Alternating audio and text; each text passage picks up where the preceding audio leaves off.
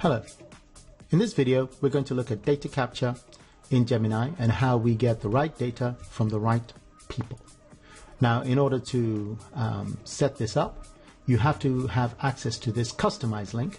And in order to have access to the customize link, you must have the permission Gemini administrator.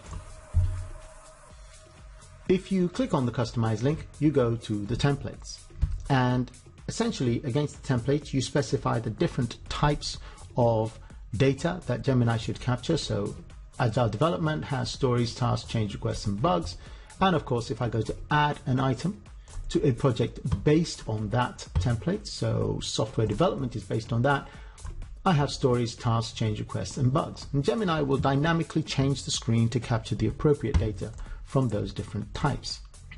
But to show you more clearly how Gemini screens are created and configured, I'm going to actually create a brand spanking new template.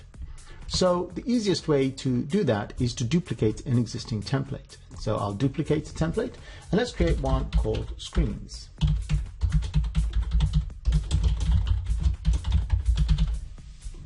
And I'll click save.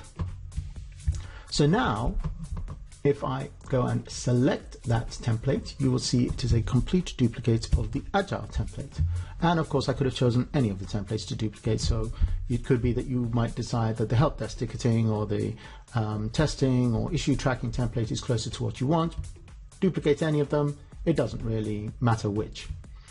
Now, in terms of my data, I'm going to choose, I want to capture something actually quite unique. Let's say I want to capture something that I'm going to call a request. This is a brand new template. I simply change the description. And if I edited it completely, I could go and change the icon associated with it or the color or anything else. I only want to track requests so I can get rid of the others. And when I choose to delete, Gemini simply makes sure that I can't have any orphan data. So it says, you're about to delete this type of thing, a task, and if I did find any tasks that were associated with it, I'd have to call them something or you'd never be able to retrieve them. We don't have any data. We don't have to worry about that. So here we have it. We have only one type of thing that we choose to track in our template, and that is something that we're going to call a request. So let's go and sort out the data. I click on the screens link, and as you can see, it's taken the original template structure and it's just copied it across. I'll just quickly select and deselect all of the things that are enabled, all of the fields that are in Gemini, and that's going to give me a completely blank canvas to work with. I very nearly said screens there. So what is it I want to capture? Well, I would capture the type, except I only have one type of thing, so I don't think that makes sense. Let's make this very, very simple. I'll have the title, the description, and I'll also capture the priority field. Now, Gemini has different modes of security. Who can see and interact with particular fields when you are creating them? So what can you see when you are creating a request? What can you see when you're editing a request? And what can you see when you're viewing a request? So I can see these fields when I'm creating them. I'm going to allow myself to edit them. And incidentally, to order my fields, all I have to do is go to the grab handle and I can simply drag, drop, and move them to different orders. So title, then description, then priority. Let's put priority before description, just to prove the point. So it's title, priority, description, creating, editing, title, priority. Ooh, where's description? Now, Gemini, when you drill into an item, has two different parts of the screen. On the left-hand side, you have simple fields, and these are known as attributes. In the middle and to the right, you have what we call the content area. And the description goes in the content area, as do comments and attachments and dependencies and time. Essentially, either fields that take up large amounts of space to display on the screen, or fields that have logic associated with them. Time, for example, which is going to pop up a box to actually capture the time for different types of time and so on and so forth. There's one field that we always need to ask to view, and that field is the item key, because if you can't view the item key, then you can't click on the link to see the detail of the actual field. So that's that, and let's click Save. So now we've created a very, very simple screen. We're going to want to use it. Of course, in order to use it, we need to have a project, because a template is simply a metadata structure. It's not actual data, it's just the structure of the data. So we'll go in and we'll add a new project. Let's call it the Screens project.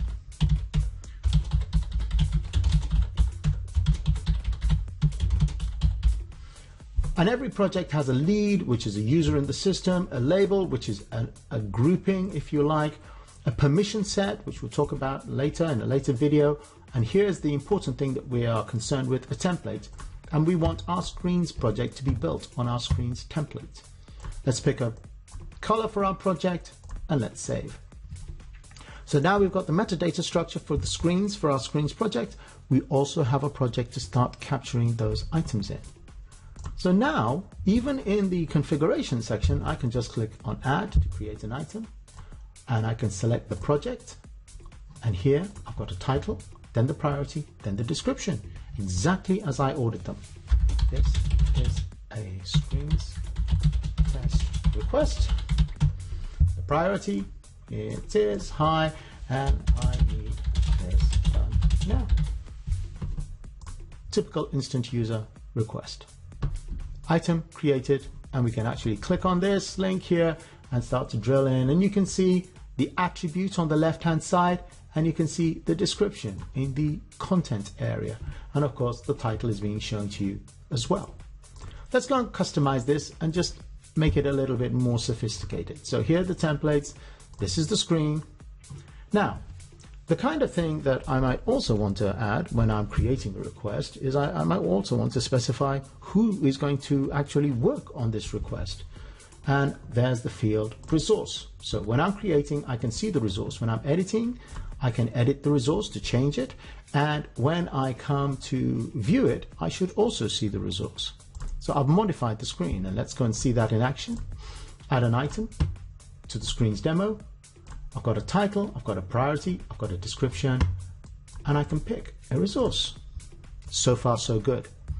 Let's just make a couple of changes to the screen, and then we're done. The first thing that we're going to do is we're going to make one of these fields mandatory. So for example, it doesn't make any sense to have a request that's not got a title. Now, these modes of Gemini exist because Gemini has field level security. On every single field, in every single mode, if you click on the person icon in the middle, you will see that Gemini has decided that various groups can access fields, and also you can determine if a field is mandatory. So let's say that the title is required. I'll leave it for now to say that everyone can see the title field, and I'll apply that and save. Let's see what that does. I'll choose to add an item to the screen. Title is now in bold, and if I try to save this, you can see it immediately shows in red, whoa, you've got to give me a title. That's fine. Let's go back and see the last thing that I want to show you on screens, which is that it might be that we don't really want everyone to be able to see the resource field. So Gemini has a principle, which is that it has one version of the truth. In some sort of ticketing and tracking scenarios, you have a situation where a ticket comes in, someone has to go and look at it and triage it, then they discover that it needs to be worked on. What they don't want is they don't want to allow the users who enter the ticket with the problem to actually specify who works on it, because it's being done by a different person. So they have one ticketing system to capture it, and then they'll go and create the very same problem in a different system to look after it. Not with Gemini. In Gemini, you simply click on the field and say, you know what? Not the system group everyone, but in fact only specific people, like members of the support team, can see the resource field. Apply that and save it. For the very last time then, we go and take a look at our screens. Here's our mandatory title. Here's the priority. Here's the description. And oh look, the resource field has vanished because I'm not a member of the support group.